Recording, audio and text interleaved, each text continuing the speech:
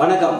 இன்னைக்கு நம்ம பார்க்க போகிற ஆளுமை யாருன்னு பார்த்தீங்கன்னா, நமது உரிமை காக்கும் கட்சியினுடைய நிறுவன தலைவர் செங்கை பத்மநாபன் அவர்களை தான் பார்க்க போகிறோம். வணக்கம் வணக்கம் வணக்கம் சார். இப்போ நம்ம கட்சி ஆரம்பித்து எவ்வளோ நாள் ஆகுது? நான் ஒரு ஏறத்தாழ 30 ஆண்டு காலம் காங்கிரஸில், மாணவர் காங்கிரஸில் இருந்து அமைப்பு செயலாளர் வரைக்கும் வந்தேன். அப்புறம் ராகுல் காந்தி வரும்போது என்னமோ எனக்கு தெரியல, கட்சியை பழைய அளவில் இருக்காதுன்ற உணர்வு எனக்கு தோணுச்சு. அதனால் வெளியேறி ஒரு இயக்கத்தை, மனித உரிமைன்ற ஒரு இயக்கத்தை ஆரம்பித்தேன். ஜெயலலிதா அவர்களால் தடை செய்யப்பட்ட காரணத்தினால் திராவிட மனித சங்கிலின்னு ஆரம்பித்தோம். அதுக்கப்புறம் அங்கொன்றும் இங்கொன்றுமா தமிழகம் முழுக்க கட்டமைப்பை வளர்த்தோம். அப்போ அவங்க என்ன பண்ணாங்கன்னா, தேர்தலில் நிற்கணும் சில பேர் விருப்பப்படுறாங்க பல இடத்துல. அப்போ ஒரு இயக்கமாக களம் காண முடியாது என்கின்ற அடிப்படையில் நமது உரிமை காக்கும் கட்சின்னு சொல்லிட்டு தேர்தல் அரசியல் கட்சியாக பதிவு பண்ணியிருக்கோம். எந்த நேரத்திலும் எங்களுக்கு அந்த உத்தரவாதம், அங்கீகாரம், உத்தரவு letter EC election commission of India கிட்டேருந்து வரும். வந்ததுக்கப்புறம் எங்களுடைய கட்டு அவிழ்க்கப்படும். இன்னும் நல்ல சிறப்பாக செயல்படலாம். இப்போதைக்கு தமிழகத்தை எல்லையாக கொண்ட நமது இயக்கம், தற்போதைய கட்சி, ஏதோ ஒரு இடத்தில் இந்த வினாடியும் ஒவ்வொரு வினாடியும் ஒரு ஏழை எளிய மக்களுக்கு உதவும் ஒரு நிலைப்பாட்டை கொண்ட கட்சியாக, இயக்கமாக இருக்கின்றது. ஆனால் ஒரு பிரச்சனையை செஞ்சு கொடுத்துட்டு தீர்வு காண்பித்து அவர்களிடம் டீ கூட, நம்ம ஒரு காஃபி கூட சாப்பிட மாட்டாங்க நம்ம கட்சிக்காரங்க, நம்ம இயக்கக்காரங்க. அதே மற்ற கட்சிகளும் அந்த பணியை செய்கிறாங்க. 100 ரூபாய் பிரச்சனையை தீர்த்துட்டு 500 ரூபாய்க்கு பிரச்சனை கொடுப்பாங்க. அது இல்லாதது தான் என்னுடைய சிறப்பு. மக்கள் பணியை சிறப்பாக செஞ்சுட்டு வரோம். இது தேர்தல் ஆணையம் அங்கீகாரம் பெற்ற பிறகு வருகின்ற உள்ளாட்சி தேர்தலில் முதன் முறையாக அரசியல் களம் காணுவதற்கு தயாராக எங்களை கட்டமைப்பை உறுதி செய்து கொண்டிருக்கின்றோம். இந்த கட்டமைப்பு தமிழ்நாடு முழுக்க பட்டி தொட்டி எல்லாம், ஊராட்சி, பேரூராட்சி, நகராட்சி, மண்டலம், வார்டுன்னு அனைத்து இடத்துலையும் ஏறத்தாழ ஒரு 15 ஆண்டு காலம் ஒரு இயக்கமாக இருந்து, இப்போ திராவிட இயக்கம், திராவிட இயக்கம் இருக்குது, ஆர்எஸ்எஸ் இருக்குது, ஒரு இயக்கமாக அதை இயக்கத்தை கட்சியாக மாற்றணும். இப்போ தேர்தலில், இப்போ நடந்து முடிந்த தேர்தலை பற்றி என்ன பார்வையில் பார்க்குறீங்க? நடந்து முடிந்த தேர்தல் தமிழக மக்களுக்கு ஒரு மிகப்பெரிய ஒரு ஏமாற்றம். கொஞ்சம் சிந்தித்து செயல்பட்டிருந்தால், ஆந்திரா போல், பீகாரை போல் சிந்தித்திருந்தால், தலைவர்கள் சிந்தித்தாங்க, மக்களும் சிந்தித்தாங்க, நாயுடுவும் சிந்தித்தார், மக்களும் சிந்தித்தாங்க. இன்றைக்கி ஒரு ஜாக்பாட். இந்தியாவில் இருக்கிற ஒட்டுமொத்த கஜானாவிலிருந்து மிகப்பெரிய ஒரு திட்டங்களும் மிகப்பெரிய நிதியும் பீகாருக்கும் நிதிஷ்குமாருக்கும், அதே சமயத்தில் சந்திரபாபு நாயுடு ஆந்திரா அவர்களுக்கும் போக போகுது. 38 சீட்டு கொடுத்தீங்க கடந்த காலத்தில். அவங்க என்ன கிழிச்சாங்க? 100 ரூபா, 1 ரூபா கொடுத்தா 29 பைசா நம்மளுக்கு திரும்பி வரலாங்கன்னு அந்த குற்றச்சாட்டு சொல்கிறதுக்கெல்லாம் ஒரு அரசாங்கம் இருக்குங்க. சாதிக்கணும். சாதிக்கிறத விட்டு இவங்க இதை கட்டல, அவங்க அதை தரல, இவங்க இதை தரல, இதை பண்ணலை, இதுக்கு வர வேண்டிய காசை நாங்களே போட்டுக்கிறோன்னு சொல்லிட்டு ஒப்பாரி வைக்கிறதுனால ஒரு புண்ணியமும் கிடையாது. அதை உணர்ந்து மக்கள் என்ன செஞ்சிருக்கணும், கடந்த 3 மாநில தேர்தலுடைய பிஜேபியினுடைய ரிசல்ட் வட மாநிலத்தில் பார்த்ததுனால ஒரே மாதத்தில் பல்ட்டி அடித்தார். கெட்ட பேரை சுமந்தாலும் தன் மாநிலமும் மக்களும் நன்மை பெற வேண்டும் என்பதில் நிதிஷ்குமார். அதே போன்ற மோடிக்கும் சந்திரபாபு நாயுடுக்கும் ஏற்புடையதே கிடையாது. கீரியும் பூனையும் போல அப்பேற்பட்ட நிலையில் இருந்தவங்க கூட என்ன பண்ணிட்டாங்கன்னா, பிஜேபி ஆதரவு போய் இன்றைக்கி பலன் பெற்றுருக்கோம். இன்றைக்கி ஒரு 4-5 எம்பி கொடுத்துருக்கலாமே சார், கொடுத்துருக்கலாம். என்ன குறைஞ்சி போச்சு? மொத்தம் கொடுத்து என்ன கூட திட்டத்துக்கு ஒரு 25 பேர் இருக்கணுமே, குறை சொல்கிறதுக்கு ஒரு 25 பேர் இருக்கணுமே. ஒரு பொன்னார்லாம் ஜெயிச்சிருந்தாருன்னா இன்றைக்கி அவர் கடந்த காலத்தில் அவர் இணையமைச்சர் இருந்தார், இன்னொரு கேபினெட் மந்திரியாக வந்திருப்பார். தமிழிசையில் கவர்னர்லாம் விட்டுருங்க, கவர்னர் பதவியை ரிசைன் பண்ணிட்டு வராங்க. இப்போ தமிழிசை தங்கப்பாண்டியன் ஜெயிச்சு என்ன ஆக போகுது? தேர்தலில் ஓட்டு கேட்க வரும்போதே நடக்க முடியாமல் ஃப்ராக்சர் கட்டுக்கால் வச்சு நடந்தாங்க. நான் அவங்களெல்லாம் அவங்க ஆளுமையை பற்றி அவங்க தனிப்பட்ட விமர்சனம் நான் வைக்கல. ஆனால் இவர்களோட அவங்கெல்லாம் வந்திருந்தாங்கன்னா ஒரு மந்திரி 2 மந்திரி கிடச்சிருக்கணும். எப்படி பிஜேபி ஆட்சி அமைக்குன்னு நீங்கள் கேட்கலாம். 20 இடத்துல சார், ஏறத்தாழ 20 இடத்துலையும் கருத்து கணிப்பிலையும் 400 சீட்டு 350 சீட்டுன்னு சொல்லிட்டு கருத்து கணிப்புகள் அத்தனையும் சொல்லிட்டு இருக்காங்க. பிஜேபி தான் ஆளுமை செய்ய போகின்றது என்று. அந்த நிலையை பார்க்கும்போது ஒரு ரிஸ்க் எடுத்து ஒரு 4-5 பேர் அனுப்பிச்சிருந்தாங்கன்னா நல்லா இருந்திருக்கும். இல்லை, மோடி அவர்களும் அமித்ஷா அவர்களும் கதவு திறந்திருக்கு, ஜன்னல் திறந்திருக்குன்னு சொல்லும்போது எடப்பாடி கிட்ட ஒரு விஷயம் என்னன்னா, ஒரு சிறந்த முதலமைச்சர், ஒரு சிறந்த நிர்வாகி, ஒரு சிறந்த மந்திரி, ஆனால் ஒரு தலைமை பண்பு, ஒரு தலைவர் பண்பு இல்லையோன்ற அளவுக்கு அவருடைய செயல்பாடு அப்போ இருந்தது. அண்ணாமலை விமர்சனம் பண்ணார், கோச்சிக்கிட்டு வெளியில் வந்தீங்க. அவருடைய மூத்த தலைவர்கள், அகில இந்திய தலைவர்கள் உங்களை அழைக்கும் போது 5 சீட்டோ 6 சீட்டோ கொடுத்துட்டு நீங்கள் கூட்டணி அமைச்சிருந்தீங்கன்னா அத்தனை பேர் என்ன சொல்கிறாங்க, 2த்தையும் சேர்த்தா 20 இடம் சொல்கிறாங்க. தயவு செஞ்சு புரிஞ்சுக்கோங்க, திமுக மேலே மிகப்பெரிய ஒரு விமர்சனம், மிகப்பெரிய அதிருப்தி இருக்குது. சொத்து வரி உயர்வு, மின்சார கட்டண உயர்வு, நிர்வாக சீர்கேடு, சட்டம் ஒழுங்கு சந்தி சிரிக்குது. டெய்லி டிவி ஒரு சேனலை மாற்றி வச்சோம்னா கொலை கொலை கொலை கொலை கொலை. அதே மாதிரி மலிவாக இருக்கிறதுங்க இந்த போதைப் பொருள். இதை விட மக்களுக்கு என்ன வேறு வழி இல்லாமல் இவங்க ஜெயிச்சு. இந்த அரசாங்கம் அதை தடுக்கிறதுக்கு முனைப்படும் இல்லை, எப்போவே இந்த பாருங்க, இந்த கள்ளக்குறிச்சி மேட்டர்லேயே பாருங்கள், ஆளுங்கட்சி இன்வால்வ்டுன்னு சொல்கிறாங்க. உடனே என்ன பண்ணணும், ஒரு நாட்டுக்கோசம் ஒரு குடும்பத்தை எடுக்கலாம். அதே மாதிரி இவன் என்ன பண்ணியிருக்கணும், அந்த 2-3 நபர்கள் குற்றச்சாட்டுகள் குறைஞ்சபட்சம் கட்சியிலேருந்து நீக்கி உட்கார வச்சிருக்கணும். அப்போ தான் நடக்கும். இரும்பு கரம் கொண்டு அதை தடுக்கணும். ஆனால் ஒரே ஒரு மகிழ்ச்சி, உங்களுடைய தொலைக்காட்சியின் வாயிலாக ஆளுகின்ற ஆட்சிக்கும் குறிப்பாக தளபதி மு.க. ஸ்டாலின் அவர்களுக்கும் என்னுடைய பாராட்டுக்களையும் நன்றியையும் வாழ்த்துக்களையும் தெரிவித்துக் கொள்கிறேன். என்னவென்றால், இந்த கள்ளக்குறிச்சி பிரச்சனைக்கு நாங்கள் ஒரு வேண்டுகோள் வச்சோம். ஏன்னா 5 முறை குண்டாஸில் போயிட்டு 6வது முறை வந்து ஒரு மாற்றுத்திறனாளி இதை விற்றுருக்காரு. அதை பார்த்தோன்னே நாங்கள் என்ன கேட்டோம், இனிமேல் கள்ளச்சாராயம் சம்பந்தப்பட்டு, விஷவாயு சம்பந்தப்பட்டு எந்த குற்றச்சாட்டு சிறைக்கு சென்றாலும் அவங்கள ஆயுட்கால தண்டனையில் இருக்கணும் அப்படின்னு நான் கேட்டேன். அதை சட்டமன்றத்தில் 2 பேரும் நிறைவேற்றிருக்காங்க. அதற்கு என்னுடைய வாழ்த்துக்கள், நன்றி. அதே சமயத்தில் இன்னும் இரும்புகரம் கொண்டு நடத்தினால் ஒழிய முடியாது சார். இதில் வந்து காவல்துறை தானே வந்து இதை கடுமையாக காவல்துறை சட்ட மூலியமாக தான் நடவடிக்கை எடுக்க முடியும். ஒரு கான்ஸ்டபிள் எஸ்ஐ வச்சு கேட்பார், எஸ்ஐ இன்ஸ்பெக்டர் வச்சு கேட்பார், இன்ஸ்பெக்டர் டிசி, அது மாதிரி படிப்படியாக போகும்.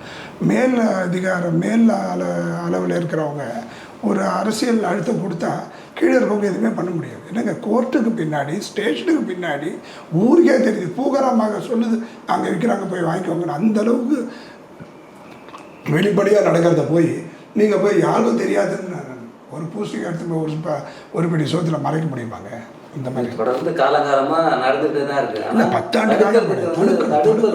இப்போது எம்ஜிஆர் காலத்துலேயும் சட்டம் ஒழுங்கு எப்படி இருந்தது, ஜெயலலிதா காலத்தில் சட்டம் ஒழுங்கு, எடப்பாடி காலத்தில் எப்போவுமே ஒரு பேச்சு இருக்குது. அதிமுக சட்டம் ஒழுங்கு, திமுக சட்டம் ஒழுங்குன்னா குறைச்சிருப்பார். 2 பேரும் ஒரே குட்டையில் உரிய மட்டைகள். ஆனால் இவங்க ஒரு தவறை செஞ்சுட்டு இப்போ என்ன அதுக்குன்னு கேட்பாங்க திமுக, அவங்க கொஞ்சம் அட்ஜஸ்ட் பண்ணிக்கோங்கன்னு கேட்பாங்க. 2ம் ஒன்று தான். ஆனால் இந்த அணுகுமுறை கொஞ்சம் வித்தியாசப்படுறதுனால கொஞ்சம் தன்மைகள் கூட. ஆனால் ஒன்று, காவலர்களுக்கு நல்ல மிகப்பெரிய ஒரு அதிகாரத்தை கொடுப்பாங்க. இப்போ பாருங்கள், மத்தியில் வந்து கிரிமினல் சட்டம் மாற்றிருக்காங்க. உடனே கோர்ட்டு, எதிர்கட்சி, அந்த கட்சி, இந்த அத்தனை குப்பார் ஒரு பெரிய ஆர்ப்பாட்டம் பண்ணின்னு ஒரு சட்டம் எங்களை பொறுத்தவரை சாமானிய மக்களாக சாமானியனாக என்னுடைய வேண்டுகோள், இதை விட பல மடங்கு சட்டங்கள் கடுமையாக இருக்கணும். அப்போ தான் வந்து குற்றங்கள் குறைக்கப்படும். இப்போ இவங்க என்ன சொல்கிறாங்க, நாங்கள்லாம் பழி வாங்கப்படும்னு சொல்கிறாங்க. எந்த ஒரு ஆட்சியாளர்களும் நிரந்தர ஆட்சியாளர்கள் இல்லை. எதிர்கட்சி வரணும், எதிர்கட்சி ஆளுங்கட்சிக்கு போகும். போன தடவை 50 சீட்டு, இன்றைக்கி 99 சீட்டு வாங்கியிருக்காங்க. அந்த மாதிரி இருக்கிற சமயத்தில் நாளைக்கு அவங்க எதிர்கட்சியாக வரும்போது இந்த சட்டம் அவங்களையும் பாயம் இல்லை. எங்களை பொறுத்த வரைக்கும் நீங்கள் ஆட்சி வந்து அவங்கள பிடிங்க, அவங்க ஆட்சி வந்து அவங்கள பிடிக்கணும். இல்லை, நான் சொல்கிறது, நீங்கள் வந்து அவங்கள பிடிங்க, அவங்க வந்து எங்களை பிடிங்க. எங்களை பொறுத்த வரைக்கும் இந்த ஊழல் பண்ணுற அரசியல்வாதிகள் இருக்கக்கூடாது என்பது தான் எங்களுடைய. எங்களை பொறுத்த வரைக்கும் எங்களுக்கு சிறப்பு தான். அதில் போய் பிரச்சனை பண்ணுறதில்ல. அதில் கொஞ்சம் முன்பின் இருக்கும். அதை எதிர்காலத்தில் பார்த்துங்க. எடுத்தவுடனே ஒரு சட்டம் இறுதிப்படுத்தும் போது, உறுதியாக இருக்கும்போது அதை போய் தளர்வு செய்வதற்கு ஆர்ப்பாட்டத்தை வன்மையாக நாங்கள் கண்டிக்கிறோம், நமது உரிமை கட்சியின் சார்பாக. எடப்பாடி என்ன கேட்குறாருன்னா, அதை ஆங்கிலத்தில் வந்து அனைவரும் தெரிந்த மொழி, அது கரெக்டு, அதில் வந்து அதை திருத்துங்கன்னு சொல்லி 100க்கு 100 உண்மை.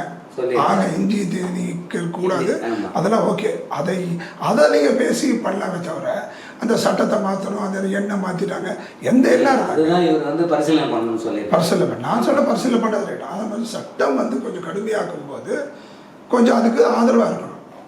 அதில் இருக்கிற குறை நிறைகளை சரி பண்ணிக்கலாம். அவங்க மன்றத்தில் விவாதிக்கணுன்றாங்க. அவங்க 90 மணி நேரம் 9 மணி நேரம் உபயோகிச்சுன்றாங்க. 40 MP இருந்தாங்க, மீதி பேர் எல்லாம். இப்போ பாருங்கள், பார்லிமெண்ட்டு அதிக எண்ணிக்கையாக கொடுத்து உட்கார வச்சா கொழா சண்டை விட மோசமாக இருக்குது. ஒரு நேற்று ராகுல் காந்தி அவ்வளோ பெரிய பண்பாளர், எவ்வளோ பெரிய பாரம்பரிய மிக்கர், அவர் போய் என்ன சொல்கிறார், பாடி லாங்குவேஜை பற்றி பேசுகிறார். எனக்கு இவர் அவர் நேராக பார்த்து கொடுத்தாரு சபாநாயகர், அவர் வந்து கொஞ்சம் குனிச்சு கொடுத்தாரு. அதெல்லாம் சார் அதெல்லாம் பேசவே கூடாது. அதெல்லாமா பேச்சு. நாளைக்கு தண்ணி கொடுக்கும்போது உங்களுக்கு குனிச்சு கொடுத்தாங்க, எனக்கு இப்படி கொடுத்தாங்க, என்ன பேச்சு இதெல்லாம்? அது தயவு செய்ய அதெல்லாம் பேசுகிற மன்றமா அது? தனிப்பட்ட முறையில் விருந்தினர் மாளிகையில் நடந்ததுன்னா நீங்கள் அங்கே பேசிக்கலாம். அதை விட இங்கே என்னங்க மக்கள் இப்போ என்ன நடக்க போகுது? அதிக எண்ணிக்கை கொடுத்ததுனால கூச்சல் குழப்பம் இருந்து அமளி துமளியோட வெளியில் வராமல் இதுதான் நடந்தது. மக்கள் பிரச்சனை ஒன்று சொல்கிறேங்க, எனக்கு ஒன்று சொல்கிறேங்க, 500 மார்க் எடுத்தால் 10வது வகுப்பு பாஸ். ஒரு மாணவன் நான் 400 மார்க் எடுப்பேன் அப்படின்னு சொல்லிட்டு வைராகியமாக படிக்கிறான். கடைசியில் அவன் 300 மார்க் எடுத்து பாஸ் ஆகிறான். இன்னொரு நபர் பாஸ் ஆகணும், நானும் வெற்றி கொள்ள போகிறேன்னு சொல்லிட்டு 99 மார்க் எடுத்திருக்காரு. 99 மார்க் எடுத்து ஃபெயிலான ஒரு தம்பி எப்படி நான் 400 மார்க் எடுக்க போகிறேன்னு சொல்லிட்டு 300 மார்க் வாங்கினவரை குறைச்சி மதிப்பிட முடியும்? இதில் வந்து என்னமோ அவர் ஃபெயிலான மாதிரியும் இவர் பாஸ் ஆன மாதிரியும் ஒரு நாடகத்தை கட்டமைச்சிட்டு பாராளுமன்றத்தில் மிகப்பெரிய ஒரு கூத்தாக இருக்குது. 99 சீட்டு சார். நான் எந்த காலத்தில் மம்தா பானர்ஜி உங்களை ஏற்கும், எந்த காலத்தில் இவர் ஏற்பார் உங்களை? மத்திய டெல்லி அரவிந்த் கெஜ்ரிவால் கம்யூனிஸ்ட் உங்களை எப்படி ஏற்கும்? எவ்வளோ பெரிய விமர்சனம். கூட்டாக எதுக்கு வந்தீங்க? அவரை வீழ்த்தணும்னு பார்த்தீங்க, அது வீழ்த்த முடியல. ஆனால் அவர் என்ன பண்ணார்? 400 சீட்டு வந்திருக்கோம், 350 சீட்டு வந்திருக்கோம். அவங்க பண்ண மிகப்பெரிய தவறு, பிரிவினையை உச்சத்துக்கு போனாங்க. ஊருகா மாதிரி தொடலாம். நம்ம இந்து தேசம், இந்து பெரும்பான்மையான கொண்ட மக்களுக்கு ஒரு சப்போர்ட்டிவாக பேச தப்பு இல்லை. அந்த காங்கிரஸும் திமுகவும் என்ன பண்ணுறாங்க? சிறுபான்மை மக்களுக்கு அதிகமாக போய் செல்லம் கொடுக்குறாங்க. அவங்க செய்யும் தவறுகளை தட்டி கேட்க தயங்குறாங்க. அப்போ என்ன ஆகுது? அது ஒரு சார்பாக தெரியுது.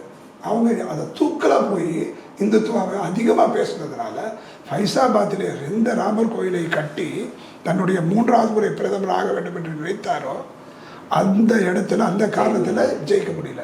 அவரோட 1.5 லட்சம் ஓட்டு வித்தியாசத்தில் தான் காசியில் ஜெயிக்கிறேன். 20 வருஷத்துக்கு முன்னாடி நான் காசி போயிருக்கேன், இப்பயும் போன காசிக்கு. உலக அதிசயத்தில் அது மாற்றம் வந்து அவ்வளோ பெரிய, உலக 8வது அதிசயம் சொல்லலாம், அவ்வளோ பெரிய மாற்றம் இருந்தும் அவர் அவ்வளோ வித்தியாசம் தோக்குறாருன்னா அவர் மேற்கொண்ட இறுதி காலத்தில் மேற்கொண்ட ஒரு பிரிவினை பிரச்சாரம். இனிமேல் பிஜேபிக்கு அது நல்ல பாடங்க கண்டிப்பாக. அதனால் இதுதான் என்னுடைய போக்கு.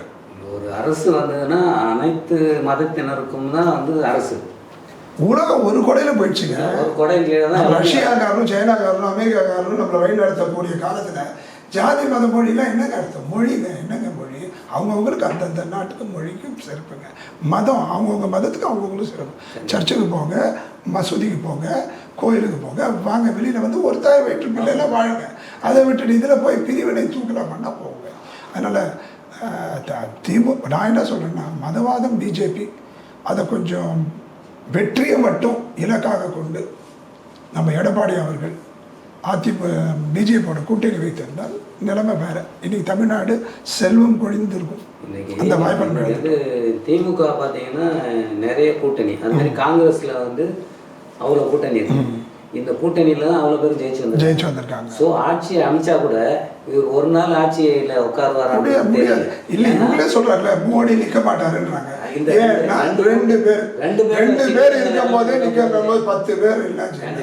வாஜ்பாய் கூட்டணி. அதெல்லாம் ஏதோ இறைவனுடைய அருளால தேசம் காக்கப்பட்டது. இவங்களாம் சொன்னாங்க பிஜேபி வரக்கூடாதுன்னு.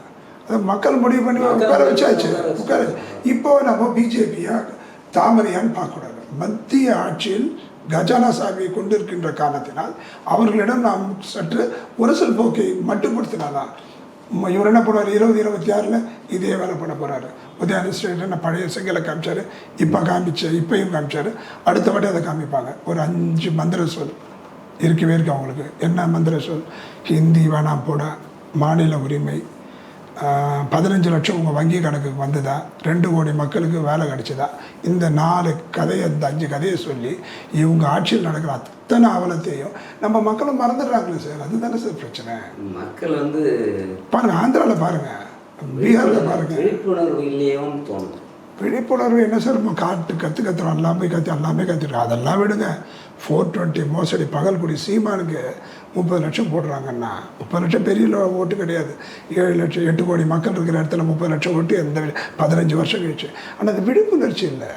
இவர் சொல்கிறாரு, நேற்று போய் ஒரு இடத்துல சொல்கிறாரு, சாமி படங்கள் எல்லாம் வந்து ஆஃபீஸ்லேருந்து எடுத்துடணும். அந்த சாமி படங்கள் இருக்கிறது தப்பு செய்கிற அதிகாரி அந்த படத்தை பார்க்கும்போது கொஞ்சம் அச்சம் வந்து கொஞ்சம் மட்டுப்படுத்துவான். அந்த இதெல்லாம் என்ன பேச்சுது? இது ஒரு அரசியல். உள்ள வந்து சர்ச்சு சிலுவை போட்டுப்பார், வெளியில் வந்து இந்து கடலை திட்டுவார், அப்புறம் இந்துக்களை பேசுவார், சிறுபான்மை மக்களை சாத்தான்னு சொல்லுவார், படிக்கிற பசங்களெல்லாம் ஆடி மாடி மேயின்னு சொல்லுவார். தன்னுடைய பையனை எடுத்துகிட்டு போய் கான்வென்ட் ஸ்கூல், இன்டர்நேஷ்னல் ஸ்கூலில் சேர்ப்பார்.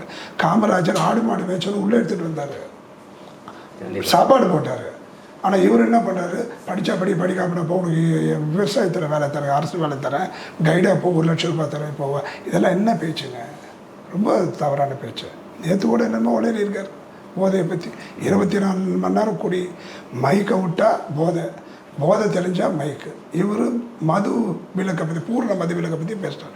பூர்ண மது விலக்கு கூடாதுங்க, எப்போயுமே. அது மருத்துவ ரீதியாகவும் கூடாது. எண்ணிக்கை குறைக்கணும். அது மாதிரி உடனடியாக போய் வாங்குகிற அளவு இல்லாமல் ஒரு ஊரினுடைய ஒதுக்குப்புறத்தில் இருக்கணும். நேரத்தை கணிசமாக 5 மணி நேரம் 6 மணி நேரம் மேலே கடை இருக்கக்கூடாது. காவலர்களுக்கு மிகப்பெரிய அளவில் அதிகாரம் தரணும். இதெல்லாம் தந்தால் தான் நீங்கள் வந்து சரி செய்ய முடியுமே. காவலருக்கு அதிகாரம் கொடுக்கலன்னு சொல்ல முடியாதுல்ல. காவலர்கள் விற்கிறாங்கன்னா அவங்க ஏரியாவில் தான் விற்கிறாங்க, அவங்க தான் போய் குடிக்கணும். அவங்க தான் ஆக்ஷன் எடுக்கணும். அவன் காய்ச்சலவன் கப்பம் கட்டிட்டானா என்ன சார் ஆச்சு? காய்ச்சலவன் கப்பம் கட்டிட்டானா இவன் என்ன பண்ணுவான் சார்? அப்போ அந்த பணம் வந்து கப்பம் கட்டுறது வந்து யாருக்கு போகுது? எல்லாருக்கும் போகுது. இதில் என்ன இருக்குது? உங்களுக்கு மட்டும் சம்பாரிச்சு எனக்கு கொடுக்கல, நான் சும்மா இருப்பேனா இல்லை அவன் சும்மா இருப்பாரா? எல்லாருக்கும் போகுது. அந்த நிலை மாறணும். எதில் சார் சம்பாதிக்கிறது? 40,000 கோடி வருதுங்க, கஞ்சா வித்தா 1.5 லட்சம் கோடி வருதுங்க, லாட்ரி டிக்கெட் வச்சது அதில் ஒரு 1 லட்சம் கோடி வந்து மக்களுடைய சூது அனுமதிச்சிக்கலாம். சூதாட்டத்தை அனுமதித்தால், லாட்ரி டிக்கெட்டை அனுமதித்தால், கஞ்சாவை அனுமதித்தால், மதுவை போல அனுமதித்தால் 3 லட்சம் கோடி பட்ஜெட் வந்துடும். ஆனால் நாடு என்ன சுடுகாடாக மாறிடும் சார். லஞ்ச லாபணியத்தை கூட ஏற்றுக்கலாம் சார். ஆளுகிற கட்சி, கடந்த ஆண்டு ஆட்சி கட்சி ஊழலில் பேர் போட கட்சிங்க. நான் சொல்லலை, உலகமே சொல்லிட்டு இருக்கு. அவங்களுடைய வழக்குகள் நிறுவனமாகி கொண்டிருக்கிறது. குற்றம் சாட்டப்பட்ட ஒரு நபர் எதுக்கோசம் சாட்டப்பட்டார்? கொலை குற்றவாளியா இல்லை ஊழல் குற்றவாளி தானே? ஏதோ ஒரு முகாந்திரம் இருக்கிறனால தானே, பிரைம் ஆஃபீஸ் இருக்கிறனால தானே அவங்க வழக்கு பதிவு செய்கிறாங்க. இப்போ போதைப் பொருள் வந்து நம்ம நாட்டில் இருக்குது, நிறையா வந்து அண்டை மாநிலம். இதுதான் சொல்லுங்கள், கரெக்டு. போதைப் பொருள் வந்து 3 லட்சம் கோடி வருதுன்னு சொல்லி போதைப் பொருளை மட்டும் வித்துட்டு இருந்தால் என்ன ஆகுது? அதனால் தயவு செய்து ஒரு நிலையில் நம்ம மிகப்பெரிய அளவில் இரும்புகரம் கொண்டு நம்ம தடுக்கணும். செக் போஸ்ட்டை தாண்டி தான் சார் உள்ளே வருது போதைப் பொருள். ஆமாம். அப்போ அங்கே செக் போஸ்ட்டில் என்னதான் வந்து செக் பண்ணுறாங்க அது தெரியலையே. அப்போ நாடு வந்து எந்த அளவுக்கு போயிட்டு இருக்கு, மக்கள் எப்படி வந்து மதிப்பாங்க? எப்படி மதிப்பாங்க? ஆனால் மக்கள் போடுற எடப்பாடி அவர்கள் பாருங்கள், எவ்வளோ பெரிய ஆளுமை கொண்ட 2ஆம் கட்சி, 30 ஆண்டுகளுக்கு மேலே 6 முறை முதலமைச்சராக இருந்த கட்சி. எம்ஜிஆர் காலத்தில் சேர்த்தா ஏறத்தாழ 30 ஆண்டு காலம் அந்த கட்சி வந்து புறக்கணித்தது வந்து ஏற்கவே முடியாது சார். இப்போ அந்த அதிமுக ஓட்டு எங்கே போகும்? பல ஓட்டு திமுகவுக்கு நிச்சயமாக போகாது. கலைஞருக்கு எதிர்ப்பு கொம்பு செய்ய விட்ட ஒரு கட்சி அந்த தொடரில் எங்கே போடுவான்? ஒன்று பாட்டாளி மக்கள் கட்சிக்கு போடுவாங்க. ஒரு படிப்பு புரிதல் இல்லாதவன் தமிழ் தமிழ் தமிழ் தமிழ் சொல்லி போலி தமிழ்வாதி தன்னுடைய மகனை ஆங்கில கல்லூரியில் படிக்க வச்சு வீட்டில் தமிழ் சொல்லி கொடுக்குறாரு. பிச்சை எடுத்து வாழ்கிறேன், பிச்சை எடுத்து வாடகை கட்டுறேன், பிச்சை எடுத்து எல்லாம் பண்ணுறேன்னு சொல்கிறவருக்கு பல லட்சம் ரூபாய் செலவு பண்ணி அங்கே கட்டுறாரு. ஆனால் மற்றவங்களுக்கு மட்டும் தமிழ்நாட்டில் தமிழ் வழி கல்வி இல்லைன்னு சொல்கிறார். காமராஜர் 20,000 பள்ளிகளை 50 வருஷத்துக்கு முன்னாடி திறந்துட்டார். அதுக்கப்புறம் அந்த மந்திரிகள்லாம் முதலமைச்சர்கள்லாம் பெரிய அளவில் ஒரு வட்டத்தில் ஒரு 10-15 ஒரு மண்டலத்தில் ஒரு 10-15 பள்ளிக்கூடங்கள் இருக்குது. அதெல்லாம் விட்டுட்டு இவர் என்ன சொல்கிறாரு? தமிழ் வழி கல்வி இல்லாதனால இப்போ ஏற்பட்ட ஒரு போலி தமிழ் தேசியவாதி. அவர் என்ன கேட்குற இல்லைன்னு சொல்ல முடியும். அது மட்டும் இல்லாமல் இன்னொன்று சொல்கிறாரு, திராவிடத்துக்கா தமிழ் தேசியத்துக்கான்னு சொல்கிறார். ஸ்டாலினுக்கா சீமானுக்கான்னு கேட்டால் கூட போன்னு தள்ளிடுவாங்க. அதனால் என்ன பண்ணுறாரு, திராவிடத்தையும் தமிழ் தேசியத்தை சொல்கிறார். தமிழ் தேசியவாதிகள் முதல்ல ரொம்ப ஆதரவாக இருந்தாங்க, அப்போ அந்த ஓட்டு வந்தது. இந்த 20-26 பேர் கணிசமாக மண்ணை கவ்வார். இப்போல்லாம் போய் இவர் போலி தமிழ்வாதின்றது தெரிஞ்சு போச்சு. அதனால் அத்தனை பேரும் பின்வாங்கிட்டாங்க. முதல்லலாம் பெரிய அளவில் தமிழ் தேசியம்லாம் சப்போர்ட் பண்ணுச்சு. தமிழ் தேசியம் ஒவ்வொரு மாநிலத்தையும் அந்தந்த மொழி மாநிலக்காரங்க ஆள வேண்டும் என்பதில் தவறில்லை. அதற்கு 8 கோடி 12 கோடி மக்களுடைய பிரதிநிதி 420 பகல்குடி பாலியல் குற்றவாளி ஒரு விஜயலட்சுமியினுடைய வாழ்க்கை எவ்வளோ பெரிய மோசடி. இப்பேற்பட்ட ஆளுக்கெல்லாம் தயவு செய்து இந்த விக்கிரவாண்டி தேர்தலில் வாக்காளர்களுக்கு உங்களுடைய நேருக்கு என்னுடைய வேண்டுகோள் என்னன்னா, யார் வர வேண்டும் என்பதை விட யார் வரக்கூடாது என்பதிலே மத்தியில் பிரச்சாரம் செய்தார்கள். பிஜேபி வரக்கூடாது என்று பிரச்சாரம் செய்தார்கள். அதே போல் இங்கே திமுகவா இன்னும் 2 வருஷம் ஆள போகிறாங்க. அதனால் அவங்கள நீங்கள் எதிர்த்து போட்டிங்கன்னா உங்கள் வீட்டு காவா, உங்கள் வீட்டு மின்சார கம்பம் எந்த பழுதானாலும் அப்படியே கிடக்கும். அதனால் அவங்களுக்கு வாக்களித்தீங்கன்னா இந்த 2 வருஷம் நீங்கள் பழிச்சிட்டு போகலாம். அந்த நோக்கத்தில் நீங்கள் ஆளுங்கட்சியை போடலாம். அப்படி இல்லை, பல அவலங்களை பல உதாரணங்கள் இருக்கின்ற காரணத்தில் அவர்களுக்கு எச்சரிக்கை பண்ணி கொடுக்கணும். அவங்கள திருந்துவதற்கு ஒரு வாய்ப்பாக அமையணும்னா பாட்டாளி மக்கள் கட்சிக்கு நீங்கள் கொடுக்கலாம். அவங்க ஒன்றும் ஒரு எம்எல்ஏ ஆட்சி அமைக்க போகிறது கிடையாது. ஆனால் எந்த காரணத்தை கொண்டோம் பித்தலாட்ட ஃப்ராடு 1ஆம் நம்பர் 420க்கு மட்டும் வாக்களிக்கூடாது. ஒரு 5000 ஓட்டு பாருங்கள். கடந்த மாதம் சார் பாராளுமன்ற தேர்தலில் அதே விக்கிரவாண்டி தொகுதியில் அதிமுகவுக்கும் திமுகவுக்கும் 9000 ஓட்டு தான் வித்தியாசம். பிஜேபிக்கு குறைஞ்ச ஓட்டு, சீமான் அவர்களுக்கு 5000 சில்லற ஓட்டு தான். இப்போ அது ஏறிச்சுன்னா உடனே எனக்கு வாக்கு சதவீதம் ஏறிச்சுன்னு சொல்லிட்டு 26 வரைக்கும் அத்தனை இளைஞர்களையும் எடுத்து குட்டி சவர ஆக்குவார். ஒரு பேட்டியில் சொல்கிறாருங்க. என்ன சொல்கிறாருன்னா, நான் உளுந்து போட்டு பயிர் வைப்பேன், அது இல்லைன்னா வேற ஒரு பயிர் வைப்பேன், எதுவுமே இல்லைன்னா சாராயம் காய்ச்சி விற்றுட்டு போவேன். அது ஒரு தலைவருடைய சாராயம் காய்ச்சி விற்றுட்டு போகிறவனுக்கு போய் பின்னாடி. ஆனால் ஒன்று சொல்லக்கூடாது, நேற்று கயிறு ஜாதியினுடைய கயிறா மயிரான்றார். கயிறு ஒரு பண்பு, ஒரு என்னங்க பண்பு உங்களுக்கு, ஒரு தலைமை பண்பு. ஒரு நாற்காலி என்னங்க சாதாரண நாற்காலியாங்க, 8 கோடி மக்களை நிர்வகிக்கக்கூடிய ஒரு அதிகாரம் படைத்த நாற்காலிங்க. அந்த நாற்காலியில் உட்கார்றவர் எப்படி இருக்கணும்? இப்போ போய் மேடையில் பேசும்போது அவர் என்ன சொல்கிறாரு, பேசுறது ஒரு நகைச்சுவையாக இருக்குது, ஒரு காமெடியாக இருக்குது. அந்த நகைச்சுவையை பார்த்துட்டு சரி இவ்வளோ மணி நேரம் நம்மளை மகிழ்ச்சானே அப்படின்னு சொல்லிட்டு ஒரு 4 பேர் புரிதல் இல்லாமல் படிப்பு ஞானம் கொஞ்சம் கம்மியாக இருக்கவங்க போடுவாங்க. ஆனால் அதை வச்சு இந்த ஆள் பண்ண போகிற லூட்டி ரொம்ப பெருசாக இருக்கும். அதனால் தயவு செய்து வாக்காளர் பெருமக்கள் அனைவரும் குறுகிய கால தேவை என்றால் ஆட்சியாளருக்கு போடுங்க. ஆட்சியாளர்களுக்கு ஒரு குட்டு வைக்க வேண்டும் என்று சொன்னால் ஒரு 35 ஆண்டு காலம் கண்ணியமாக நடத்தக்கூடிய ஐயா டாக்டர் மருத்துவருக்கு ஓட்டு போடுங்க. அதனால் அவங்க 2 பேருக்கு நான் பச்சை குத்திட்டு இல்லை. எனக்கு பிள்ளை இருக்குது, என் கட்சி இருக்குது. எனக்கு பிள்ளை இருக்கும்போது தத்தெடுக்க வேண்டிய அவசியம் இல்லை. இருந்தாலும் என்னுடைய பிள்ளை வளர்ந்து வருவதற்குள் அடுத்த பிள்ளை என்ன செய்ய வேண்டும் என்பதற்கு ஒரு இலக்கணமாக ஒரு எடுத்துக்காட்டாக சொல்கிறேன். ஒருபோதும் சீமான் அவர்களை அவர் பேசும் அழகு தமிழ், அதில் மாற்று கருத்தே கிடையாது. இப்போ நீங்களும் தமிழர் தான், அவரும் தமிழர் தான். அவர் இடத்துல தமிழ் பேசட்டும், கை தட்டலும் விசிலும் பறக்கும். உங்களுக்கு கைத்தட்டும் விசிலும் பறக்காது. ஆனால் அதனால் உங்கள் தமிழ் பற்றை நான் குறைச்சி மதிப்பிட முடியுமா? தயவு செய்து அந்தந்த தாயை அந்தந்த பிள்ளைகள் நிச்சயமாக மிகப்பெரிய அளவில் கௌரவிப்பார்கள். ஆந்திராவில், கேரளாவில், கர்நாடகாவில் தமிழ் ஹிந்தி இருக்குது. ஆனால் அங்கே நீங்கள் அந்த மொழியை போய் தப்பாக பேசிட்டிங்கன்னா அந்த மாநிலத்துக்கு பிணமாக தான் அனுப்புவாங்க. அதே போன்ற எத்தனை காலமாக எது ஹிந்தி வேணாம் போடா, ஹிந்தி குண்டு சட்டில் குதிரை ஓட்டிட்டு. தயவு செய்து அத்தனையும் யாருக்கு என்னென்ன விருப்பம் இருக்கோ அத்தனையும் படிக்கட்டும். பரவாயில்ல, உலகம் ஒரு குடையில் வந்துருச்சு, யார் வேணாலும் எங்கே வேணாலும் போய் படிக்கட்டும். தன்னுடைய தாய்ப்பாசத்தை, தன்னுடைய தாய்மொழியை யாருமே அதை சீண்டி கூட பார்க்க முடியாது. இனிமேல் தயவு செஞ்சு இந்த ஒரு அழுகும் தேகத்தை கொண்ட நபர்கள் உலக மூத்த மொழியை காப்பாற்றுவோம் என்று நாடகம் ஆடுவதை தயவு செஞ்சு நிறுத்தணும். இந்த 3 சொல்லு தானே சார், மாநில சுய உரிமை, இந்தி வேணாம் போடா, தமிழ், இந்த 3 சொல்லி தானே சார் பச்சை தமிழன், மரத்தமிழர், காமராஜரை வீழ்த்தினாங்க அண்ணா. அதே சூழ்ச்சி 50 வருஷத்துக்கு கழிச்சு திருப்பி மீண்டும் ஆரம்பிக்கிறாங்க. ஹிந்தி வரட்டும், அது என்ன திணிப்பு, தானா படிக்கிறது திணிப்பு, இதெல்லாம் இந்த சூழ்ச்சி சொல்லலாம் தயவு செய்து நிறுத்த. படிக்கலாம், இதில் நம்ம திணிக்கக்கூடாது. அதில் என்ன திணிக்கிறது? ஸ்கூலில் இருக்குது, பஃபே இருக்குது, 15-20 ஐட்டம் இருக்குது. உங்களுக்கு என்ன பிடிக்குமோ தானே சார் படிக்க முடியும், உண்ண முடியும். அது வயிறு எவ்வளோ பிடிக்கும் அவ்வளோதான் பிடிக்கும். அதுக்கு இருக்கிறதுல நம்ம கடவுள் கட்சி மாதிரி சாப்பிட முடியாது. அதே போல் அவங்களுக்கு என்ன பாசிபிலிட்டி இருக்கோ, என்ன வாய்ப்பு இருக்குது. இதில் என்ன ஆகுதுன்னா, கிராமப்புற மக்கள், ஒன்றிய மக்கள், நகராட்சி மக்கள், அவங்களுக்கெல்லாம் வாய்ப்பே இல்லாமல் போயிடுது சார். இதே நகர்ப்புற மக்கள், மாநகராட்சி மக்களுக்கு, மாணவர்களுக்கு அதிக வாய்ப்பு வந்து அதிக பலனை பெறுறாங்க. அதுக்கு நீட் வேணான்றாங்க. நீட் வேணாம், சரி, நீங்களும் ஒரு நுழைவுத் தேர்வு வச்சு தானே மருத்துவ கல்லூரி கொடுத்தீங்க. அப்போ என்ன பண்ணுறீங்க? உங்கள் மந்திரி நிர்ணயம் பண்ணுறார். எந்த ஆளுங்கட்சி வருதோ அந்த ஆளுங்கட்சியினுடைய ஹெல்த் மினிஸ்டர் முடிவு பண்ணுறார் எந்த மாணவனுக்கு மருத்துவம் கொடுக்கணும்னு. என்னப்பா, என்னுடைய மார்க்கு 1200க்கு 10 மார்க் தான் கம்மி, 20 மார்க் கம்மி உள்ளவனுக்கு கொடுத்துருக்கேன்.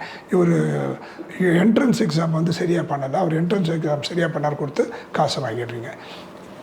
ஒரு மருத்துவ தேர்வுக்கு நிச்சயமாக ஒரு நுழைவுத் தேர்வு இருக்கணும். அதே சமயத்தில் நீட்டு தேர்வில் நடந்த ஒரு அசம்பாவிதம், அந்த ஊழலை யாரும் ஏற்க முடியாது. அது இரும்புகரம் கொண்டு சிபிஐ வந்தாச்சு, இரும்புகரம் கொண்டு அதை கண்டிக்கணும். யார் வந்தாலும் கண்டிக்கணும். அதுக்கு அந்த மூட்டை பூச்சிக்கு பயந்து வீடை கொளுத்துற மாதிரி அதை காண்பித்து நுழைவுத் தேர்வு வேணாம் என்பது ஏற்க முடியாதுங்க. இருக்கணும். இப்போது நான் ஒரு ஸ்கூல் நடத்துகிறேன். எனக்கு தேவையான மாணவர்களுக்கு புஸ்தகத்தை வச்சு எழுத அனுமதிச்சுட்டு அவனை போய் மருத்துவத்தில் தானே என்ன ஆகிறது? குறைந்தபட்சம் ஒரு ஆசிரியருக்கே சார், ஆசிரியர் பல ஆண்டு காலம் கல்லூரியில் படித்து தேவைப்படுகின்ற கல்வியை பெற்று ஆசிரியர் சேர்ந்து 30 ஆண்டு காலம் 20 ஆண்டு காலம் கடந்த பிறகும் அவங்களுக்கு ஒரு தேர்வு வைக்கிறாங்க, ஃபிட்னஸ் தேர்வு. அந்த தகுதி சொல்லிக் கொடுக்கும் அளவிற்கு உங்களுக்கு தகுதி இருக்கிறதா என்கின்ற அளவில் இந்த தேர்வு இருக்குது. அப்போ அதையும் நிறுத்த முடியுமா? அது எப்போவுமே செக் அண்ட் பேலன்ஸ் இருக்கணும். நுழைவுத் தேர்வு நிச்சயமாக தேவை, அது முறையாக நடத்தப்பட வேண்டும் என்பது யாருக்கும் வேறு கருத்து இல்லை. சரி சார், இப்போ அடுத்தது வந்து இப்போ பரபரப்பாக பேசப்படுறது வந்து விக்கிரவாண்டி தேர்தல். இந்த விக்கிரவாண்டி தேர்தலில் எப்பயும் வந்து ஆளுங்கட்சி தான் வந்து இருக்கும் தமிழ்நாட்டில். அப்படி இருக்கும்போது இப்போ உங்களுடைய கட்சி வந்து இப்போ அதுக்கு அங்கே சப்போர்ட் பண்ணுறீங்களா? எங்களுடைய கட்சி நிலைமை எங்களுக்கு இன்னும் அங்கீகாரம் வரல. அங்கீகாரம் வந்த பிறகு உள்ளாட்சி தேர்தலிருந்து தான் கற்றுக்காம ஏபிசிடி கற்றுக்காம நேராக போய் காலேஜ் சீட்டில் போய் 10ஆம் கிளாஸில் உட்காந்துப்பேன், காலேஜில் உட்காந்துப்பேன் என்றது மூடத்தனமோ, அதை போல் அடிப்படையிலேருந்து ஊராட்சி வார்டு மெம்பர்லேருந்து அதிலிருந்து மேலே ஏறி வருவது தான் ஒரு 30-40 வருஷம் பொது வாழ்க்கையை கடந்தவன் என்கின்ற நிலையில் என்னுடைய கருத்து நிலைப்பாடு. ஆனால் அந்த எலெக்ஷனை பொறுத்த வரைக்கும் நான் முன்னே சொன்னது போல் மீண்டும் ஒரே வரியில் சொல்லிடுறேன். ஆளுகின்ற கட்சிகளிடம் பலனை பெற வேண்டும் என்று சொன்னால் தெரிந்தோ தெரியாமல் இன்னும் 2 வருஷம் அவங்க தான். அதனால் அவங்களுக்கு போடுங்க. இல்லை, அவர்கள் செய்யும் அனைத்து அவலங்களையும் மனதில் கொண்டு அவர்களுக்கு ஒரு குட்டு வைக்க வேண்டும் என்று சொன்னால் பாட்டாளி மக்கள் கட்சியை போடுங்க. ஆனால் எந்த காரணத்தை கொண்டும் ஒரு ஆட்சி மாற்றம் போகணும்னு கேட்குறோம். ஒரு திமுக வேண்டாம், அதிமுக வேண்டாம்னு 30 வருஷமாக சொல்லிகிட்ருக்கோம். எதுக்கு? ஒரே ஒரு காரணம், ஊழல் மலிந்து இருக்குது. அந்த ஊழலை மலிந்ததுனால அவங்களை எடுக்கணுன்றோம். இந்த 2 பேர் ஊழலை எடுத்துட்டா சீமான் என்ற பெரிய ஊழலை விட முடியுமா? வறண்ட பாலைவனம் சார், உறிஞ்சி தள்ளிடுவார் சார். டிரான்ஸ்ஃபருக்கெல்லாம் காசு வாங்குவாங்க. செங்கல்பட்டுலேருந்து மதுராந்தகம் போடுற டிரான்ஸ்ஃபருக்கு வாங்குவாங்க. சின்ன பணி நியமனத்துக்கு காசு வாங்குவாங்க. ரேஷன் கடையெல்லாம் மாறி one of the worst administration. வறண்ட பாலைவனம் சார். அவங்க 2 பேரும் 5 ஸ்டார் ஹோட்டலில் சாப்பிட்ட மக்களிடம் என்னுடைய உணவை கொடுத்துட்டு ஒரு 10 நிமிஷம் பார்த்துக்கோயா, ஒரு வேலையாக போயிட்டு வரேன்னு கொடுக்கலாம்.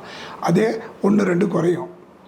ஆனால் இந்த சீமானிக்கிட்ட எடுத்து போய் 420 கிட்ட போய் எடுத்து போய் கொடுத்தோம்னா வரும்போது வாழையில் கூட இருக்காது, அந்த இலை கூட இருக்காது, அந்த வடுவே இருக்காது, மொத்தத்தையும் மொழிடுவார். அந்த மாதிரி வறண்ட பாலைவனத்திடம் ஆட்சியை கொடுப்பது என்பது அதை விட ஒரு பகல்குடி சார். ஒரு பிளம்பர் குடிக்கிறாரு, ஒரு இன்ஜினியர் குடிக்கிறாரு, ஒரு மருத்துவர் குடிக்கிறாரு, ஒரு நடிகர், எத்தனை நடிகர் குடிக்கிறாங்க, போதையில் இருக்காங்க. அத்தனை பேரும் வீணாக போகிறவங்க. நம்ம வீட்லேயே பலரில் ஒருத்தர் சிலர் எப்படி இருக்காங்க. அந்த மாதிரி பகல்குடி ஒரு குடிகார சீமான போய் ஒரு அரசியல் கட்சி தலைவராகவே என்னால் ஏற்க முடியாது சார். அதனால் தயவு செய்து இனம் கண்டு யாருக்கு வாக்களித்தாலும் சீமானுக்கு வாக்களிக்கக்கூடாது. மற்ற 2 பேருக்கு உங்களுடைய விருப்பம். இப்போ விஜய் வந்து அரசியல் உள்ள வராரு, 26 தேர்தலில் நிற்கிறார். 26 வராரு, வரட்டும். ஜனநாயக நாட்டில் யாரும் அவர் வந்தால் தாக்கம் எப்படி இருக்கும்? அவருடைய இப்போது எம்ஜிஆர் எல்லாம் வந்து ஒரு மாய சொல் இருக்குது சார். வந்தவுடனே அவர் சிஎம் ஆகிட்டார். இவர் என்டி ராமராவ் வந்தவுடனே சிஎம் ஆகிட்டார். அது மாதிரிலாம் யாரும் ஆகலை, ஆகவும் முடியாது. அதற்கு பின்னாடி ஒரு மிகப்பெரிய ஒரு தியாகம் இருக்கணும். அந்த தியாகம் இல்லாமல் இருக்க முடியாது. இப்போ இருக்க பசங்களுக்கு தெரியல. இப்போ வசந்தகுமார் பஸ் ஸ்டாண்ட்லேருந்து பசங்க வராங்க, ஊர்லேருந்து வராங்க, அவருடைய கட்டோட்டை பார்க்குறாங்க. அவர் பன்னீர்செல்வம் கட்டோட்டை பார்க்குறாங்க. அதே மாதிரி ஆகணும்னு சொல்லிட்டு ஒரே நாளில் ஆகணும்னு சொல்லிட்டு தவறுக்கு போகிறாங்க. ஆனால் அவங்க அந்த கட் அவுட்டுக்கு வர்றதுக்கு ஏறத்தாழ 40-50 ஆண்டு காலம் எடுத்துக்கொண்டதை இவர்கள் புரியல. அதே மாதிரி எம்ஜிஆரை பார்த்து மற்ற ஜெயலலிதாவை பார்த்துலாம் வந்து உடனே அடுத்த வாட்டி 20-26 வந்த உடனே நான் வரட்டுமா, அதிகாரம் வரட்டுமா, பாட்டு மெட்டு போடட்டுமா, சீட்டில் உட்காரட்டுமா, அதெல்லாம் வந்து நீங்கள் 125-130 கோடி 150 கோடி இப்போ சம்பளம் வாங்குறதா பேசுகிறாங்க, எழுதப்படுது. அதை பெற்று பார்க்கும்போது அதை விட்டுட்டு பொது வாழ்க்கைக்கு வாங்க. ஜெயிச்சாலும் தோத்தாலும் இதே பொது வாழ்க்கையில் மக்கள் சேவையில் இருங்க. அதுக்கப்புறம் உங்களுடைய நிலை புரிந்து அவங்கவுங்கள ஆதரிக்கலாம். கமல்ஹாசன் என்ன பண்ணார்? மையம்னு சொன்னார். 2 கட்சியையும் மாற்று நான் தான் சொன்னார். உடனே எல்லாம் சிஎம்னு சொன்னாங்க. கடைசியில் ஒரு தேர்தலில் தோத்தார். கணிசமான ஓட்டு தான் எடுத்தார். சீமானுக்கு வாங்கின ஓட்டு அவருக்கும் வந்தது. அவருடைய பாதி சட்டமன்றத்தை நின்னார். ஒரு 18-19 தமிழ்நாடு முழுக்க நின்றுந்த சீமான் சொன்னார் இல்லையா, 3வது கட்சின்னு. அதை விட தாண்டி வாங்கியிருப்பார். 3 முனை நிற்கும் போது 3வது கட்சி, 4 முனை வந்தால் 4வது கட்சி, 5 முனை வரும்போது 5வது கட்சி. அவரோடு விடுவோம். இந்த விஜயை பொறுத்த வரைக்கும் எப்படி இப்போ என்ன பண்ணுறாரு பாருங்க, திமுகவையும் நெருங்கி போய் மையமாக இருந்தவர் லெஃப்ட் சைடு போயிட்டார். திமுக பக்கம் சாஞ்சிட்டார் கமல்ஹாசன். அந்த மாதிரி கமல்ஹாசன் சாஞ்சிட்டார். அது மாதிரி அவருடைய அப்போ அவர் அந்த தியாகத்துக்கு அவங்க தயாராக இல்லை. வந்த உடனே பழம் சாப்பிடணும், வச்ச உடனே இளநீர் அறுத்துடணும், அதெல்லாம் நீதிக்கு புறம்பு. இயல்பாக காய்க்கிற பழம் எப்படி இருக்கும், சுவையாக இருக்கும். மருந்து போட்டு காய்க்க வச்சா அப்படி இருக்கும். ஒரே ஒரு முடிச்சிடுறேன். இந்த திமுக வந்து அதே மாதிரி விஜய் அவர்கள் அவ்வளோ சுலபமாக வந்து நாற்காலியில் அமர வைப்பார்கள் என்று நினைக்கக்கூடாது. தொடர்ந்து போராடணும். அவர் கல்வி பெற்றவர்களுக்கெல்லாம் மிகப்பெரிய அளவில் உதவி செய்கிறாரு. அந்த உதவிகள் பாராட்டத்தக்கது. அந்த ஒரு விஷயத்தை கொண்டு அவர் முதலமைச்சர் நாற்காலியை கொடுக்கறதெல்லாம் ஏற்க முடியாது. இந்த பகல்குடி உடனே அதுலேயும் அவர் ஸ்டண்ட்டு போடுறாரு. அவர் கூட தான் கூட்டணி வைப்பார். விஜய் ஒருபோதும் சீமானை ஏற்க மாட்டார். அப்படி ஏற்றுக்கிட்டால் அவர் இருக்கின்ற பேர் கூட கெட்டு போயிடும். உலகறிந்த மோசடி பேர் வழி அவரை போய் ஒருத்தர் ஆதரிக்க இனத்தோடு சேர சார். காவலரோட போவான், திருடன் போவான், அரசியல்வாதியோட போவான், தொழிலதிபர் பின்னாடி போவாங்க, மருத்துவர் பின்னாடி போவாங்க. அப்படி இருக்கும்போது சீமான் பின்னாடி போகிறவங்க யார்? சீமானை போன்றவர்கள் தானே. எந்த ஒரு கட்சியும் கூட்டணி ஆட்சி இல்லாமல் தனியாக ஒரு கட்சியை ஆரம்பித்து நான் தான் முதலமைச்சர் வருவேன்னு இனி வரும் காலத்தில் வர முடியுமா? அது உங்களுடைய சேவையை பொறுத்து சார். அது சேவை பொறுத்து நம்ம மக்கள்கிட்ட அது எடுபடுமான்றது நல்ல கண்ணையாவை யாருக்கு தெரியும்? அவரோட உலக மகா தலைவர் இப்போ நடமாடும் காந்தி, நடமாடும் காமராஜர். அவர் படத்தை போய் மார்க்கெட்டில் காமிங்க யாருன்னு கேட்பாங்க. ஆனால் நேற்று 2 சீரியல் நடித்தவங்கலாம் காதுங்க. இந்த சீமானெல்லாம் பாருங்கள், 15 வருஷம் அதெல்லாம் இன்றைக்காது. அந்த மாதிரி மக்கள் மனதில் மிகப்பெரிய அளவில் ஒரு மாற்றம் வரணும். அதே சமயத்தில் தனிப்பட்ட முறையில் வந்து ஆட்சி அமைப்பது என்பது மிகப்பெரிய ஒரு போராட்டத்திற்கு பிறகு நடக்கும். ஆமாங்க. அவர் சினிமாவில் செய்ததை அப்படியே தன்னுடைய வாழ்நாளே கடைபிடிச்சார். மறைந்த தலைவர் சிவாஜி. அதனால் எனக்கு விமர்சனம் உண்டு. நானும் பழைய காங்கிரஸ், அவரும் காங்கிரஸ் தலைவர் என்ற முறையில். இப்போ மறைந்த தலைவரை பற்றி விமர்சனம் வேண்டாம் என்றனால் அதை நான் தவிர்க்கிறேன். சிறப்பு இருந்தால் பாராட்டலாம். சிறுமைப்படுத்துறதை அவருக்கு இல்லாத தலைவர்களை பற்றி பேசுவது அநாகரிகமாக இருக்கும் என்பதுதான் என்னுடைய கருத்து. பதிலை தந்தீர்கள், அதற்கு எங்களுடைய நன்றிகளை தெரிவித்துக் கொள்கிறேன். நன்றி. வணக்கம் சார். வணக்கம் சார்.